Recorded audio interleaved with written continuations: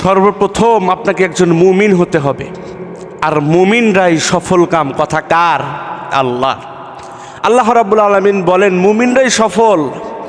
সূরা মুমিনের ভিতরে আল্লাহ রাব্বুল আলামিন জানিয়ে দিচ্ছেন কদ আফলাহাল মুমিনুন, মুমিনরা সফল কাম। এখন আপনাকে বুঝতে হবে মুমিন কারা। মুমিন তো সবাই হতে পারবে না। মুমিন হতে গেলে কিছু প্রকারভেদ আছে। মুমিন হবে যে ঘুষ খাবে না সে, মুমিন হবে যে সুদ খাবে না সে, মুমিন হবে যে অন্যায় করবে না সে, আল্লাহর প্রিয় গোলাম হবে যে কোনোদিন দুর্নীতি, টেন্ডারবাজি, হত্যা, গুম খুন করবে না সে, সেই হবে প্রকৃত মুমিন। এই জন্যই তো আল্লাহ রাব্বুল আলামিন কোরআনুল কারীমের ভিতরে সরাসরি জানিয়ে দিয়েছেন, বান্দা মুমিন হতে গেলে তোমাকে কয়েকটা জিনিস ফলো করা লাগবে। তার ভিতরে 1 নাম্বার, তুমি যদি মুমিন হতে চাও তোমাকে নামাজ আদায় করা লাগবে। কি করা লাগবে? নামাজ। আল্লাহ রাব্বুল আলামিন সূরা মুমিনের ভিতরে 2 নম্বর আয়াতে কারিমার ভিতরে জানিয়ে দিয়ে বলছেন, আল্লাযীনা হুম ফি সলাতিহিম খাশিউন। আল্লাহ রাব্বুল আলামিন বলে মুমিন হবে যে নামাজের ওক্ত হলে নামাজ পড়বে সে। মুমিন হবে যে নামাজের ভিতরে সে কখনো চুরি করবে না।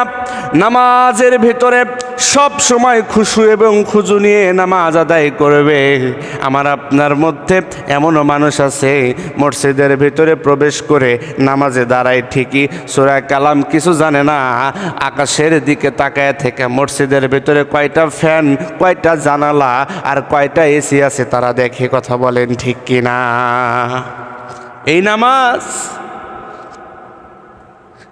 হুজুর কয় মিনিট পড়াইলো? হুজুর 10 মিনিট লাগে আপনারা নামাজ পড়াইতে, কেন 5 মিনিটে কি শেষ করা যায় না? এই হলো আজকালকার মুসল্লিদের অবস্থা। আর এই হলো আমাদের নামাজ। নামাজের ভিতরে কোনো মনোযোগ নাই। নামাজের ভিতরে যদি আমাদের গায়ের উপরে যদি একটা মশা এসেও বসে, এরপরে ওই মশা মারা লাগবে আগে, এরপরে নামাজ।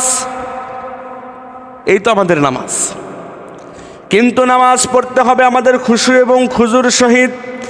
নামাজের ভিতরে আমাদের এমন মনোযোগী হওয়া লাগবে, দুনিয়ার কোনো এসপি, দুনিয়ার কোনো মন্ত্রী, দুনিয়ার কোনো মিনিস্টার, দুনিয়ার কোনো মেয়রের সামনে দাঁড়িয়ে কত সুন্দরভাবে আমরা ডিসিপ্লিন মেনে কথা বলি, কত সুন্দরভাবে ডিসিপ্লিন মেনে আমরা তার সামনে দাঁড়িয়ে থাকি। তিনি যতক্ষণ না পর্যন্ত আমাদেরকে বসতে বলেন আমরা বসি না। তিনি যতক্ষণ না পর্যন্ত আমাদের কিছু খাইতে বলেন, তিনি যতক্ষণ না পর্যন্ত শুরু করেন আমরা ততক্ষণ পর্যন্ত শুরু করি না।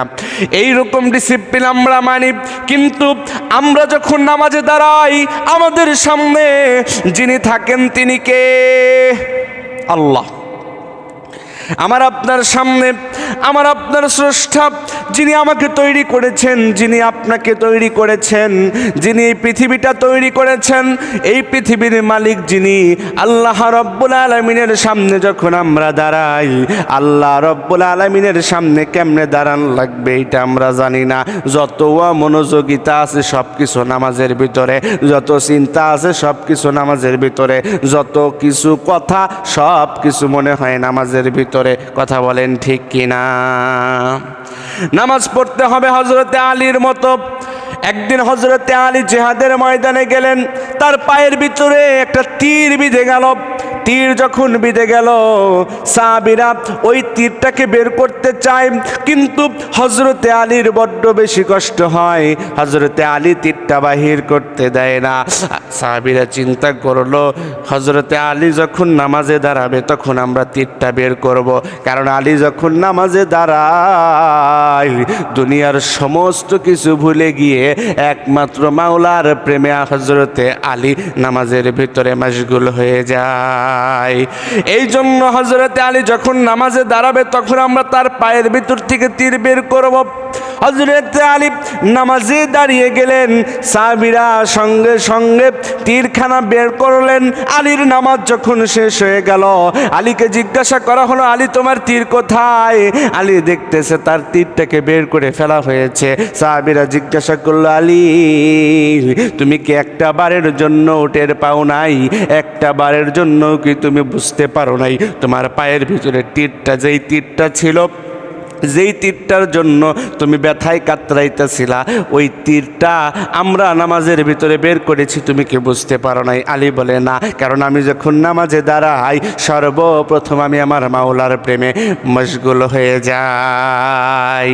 এমন নামাজই পড়া লাগবে, এমন নামাজের প্রেমে আমাদের পড়া লাগবে, এমন নামাজে দাঁড়াইয়া মাওলার প্রেমে মশগুল হওয়া লাগবে।